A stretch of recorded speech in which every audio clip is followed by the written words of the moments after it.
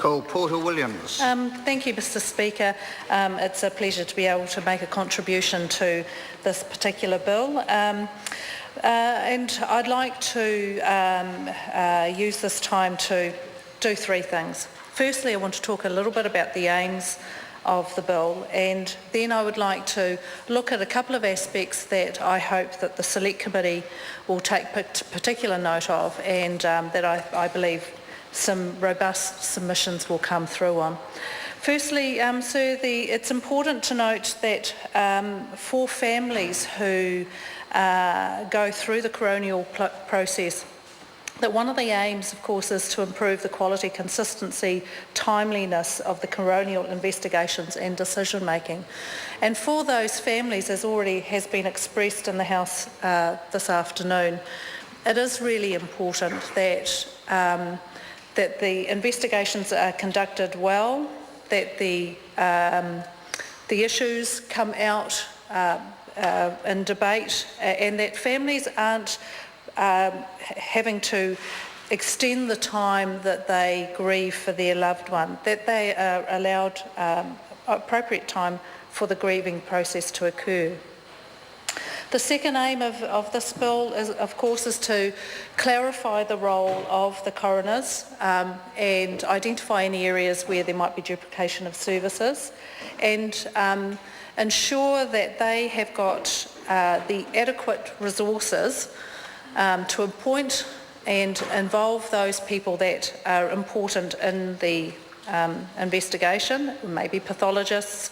It could be requiring information from the deceased person's own health practitioner to ensure that there is robust health information available during the process. Thirdly, it's about clarifying the role of coroners in making recommendations to prevent future deaths. And I will talk a little bit more fully about this later when I talk about what I hope the Select Committee process will engage in. And lastly, it's about ensuring that resources are effectively used. And here I want to pick up on the comments that have already been made, that the resources should also include adequate funding to ensure the timeliness of coronial investigations. What's important, of course, is that